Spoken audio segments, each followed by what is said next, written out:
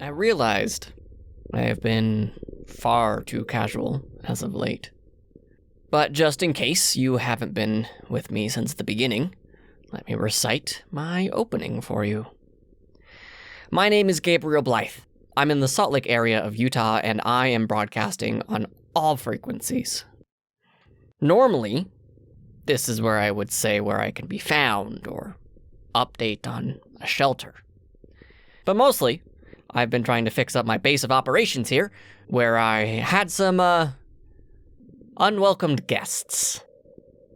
Who were they? How did they find me? And what were they looking for? I still don't know. It's not like they left me a card to say, "Dear Mr. Blythe, we regret to inform you that we will be needing you to move away from your territory as it impacts our monstrous activities. Signed, the Violent Ones." So after they came through here, leaving a mess that I have been trying to clean up, boarding up broken windows, barricading doors, making sure we don't have any places that can be easily broken into. Again, I should have been paying attention to the windows that point outside. I could have seen them. I got too relaxed. I know I have been basing a lot of my evidence and experiences on the Z-type films, but I also should have considered, the effects that the people in those movies go through. Just because everyone who has changed to a non-responsive state doesn't mean that they're going to stay in a non-responsive state. King and country, I don't even expect myself to stay the same, We're ever-growing, changing beings, so it's only natural to expect that even when your brain's turned off, it's going to happen. So now this place is a bit better locked up, and I am constantly looking out the window for any other... what to call them. I guess I'll just stick with the violent ones. I was trying to think of a term like antagonist or something like that, as if I'm the main hero or something. Anyways. The benefit to all this manual labor, however, is that I completely forgot about the password breaker program I made. And wouldn't you believe it? It just barely finished decrypting the password. Good news there is that our Royal Army guy didn't have a simple password like password 1. No, it was complex. It was capital R-E-X, exclamation point, capital I-M-P-E-R-U-S, and then number 1983. No idea what that means. But it's a pretty solid password. It's long with numbers and symbols. Brigadier here took things a little seriously. I'm impressed. I'll need some time to look over his files and see if there's anything interesting, assuming there isn't any software that handles routine data. Mostly so far the easy information is pictures of grandkids, family abroad, nothing that says government conspiracy. Unless the number of grandkids we see here is 3, and then with the passcode 1938, and if we add these numbers together, we get 24, and then we look at the number of files on his desktop, and that's 1, 2, 3, 4, 20, 28, 29, 30, 31, and 32. 32 plus 24 gives us 56. And that's the number of the original ralliers behind the revolution. Also, no, I didn't need a calculator to make sure I was right doing the math on that. No. Brigadier! You were a spy for the children of the revolution all this time?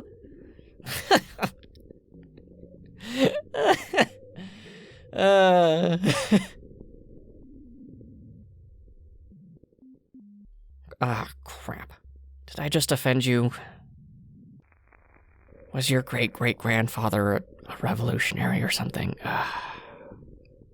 Listen, if you are a child of the revolution, I promise I'm not a crown elitist or anything. I was just making a bad joke about how wild conspiracy theories are and how quickly they are blown up out of inconsequential evidence. We could still work together. Smooth, Gabe. Smooth.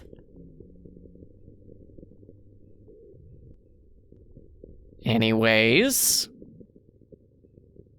looking over Brigadier's computer so far, I can see some emails, and I'll go over them. A lot of them so far are budgetary concerns, permission requests for transfers, letters of recommendation, but I'm sure that there's something in there that we can work with. It's just buried away. And as fun as it would be to have a clear smoking gun, like terrorist attack imminent, take shelter, or top secret weapon test may cause loss of taste, diarrhea, and in rare cases, apocalyptic mind wiping. Kind of the base of what we're doing here is we'll have to find out what the Brigadier was aware of, what was in his kind of circle of information and knowledge as far as like specific projects and code names. Once we know that, we can then check back and check when those first approvals were created or requested and any information that can come with that, or maybe even housing for said code name. So if we find Project Asparagus, say there's an update. We then know our Brigadier here is aware and privy to some information about Project Asparagus. So then, we can safely assume we just need to go far enough back to a first reference to said project, and then we can look at who may have sent approval and see if we can drum up info from first reference to that project. Or, let's say Martha started the project, so if the project doesn't break down every detail about it, we then look at other communication with Martha specifically about Project Asparagus and infer on what she's motivated towards or focusing on. Apparently, I'm hungry. I miss asparagus. Oh, and Brussels sprouts. Oh. Sorry. What was I saying? Oh, yeah. People are chatty, and they want to talk about new things and what they are working on. If not talk, then complain. See, we just have to read all of these emails, and that's going to be boring. So let me spare you from this task. Did I ever tell you that I was a data analyst and aggregator before all of this?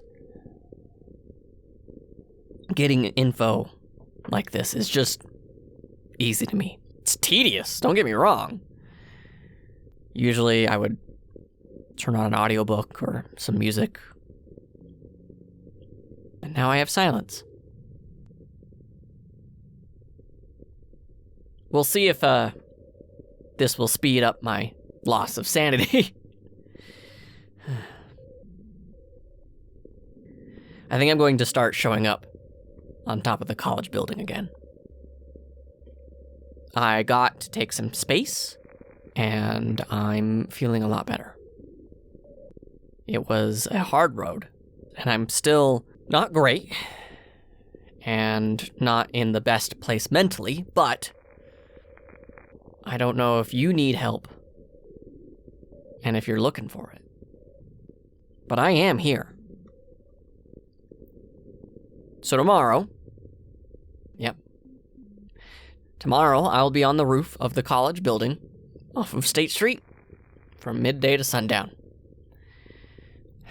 And I will be listening to as many frequencies as I can. You aren't alone. And you don't have to be either. Come help me read some boring emails about budgetary concerns due to the rising cost of mashed potato pearls.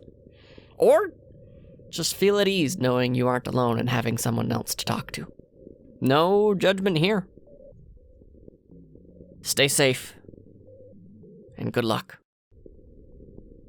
Gabe signing out.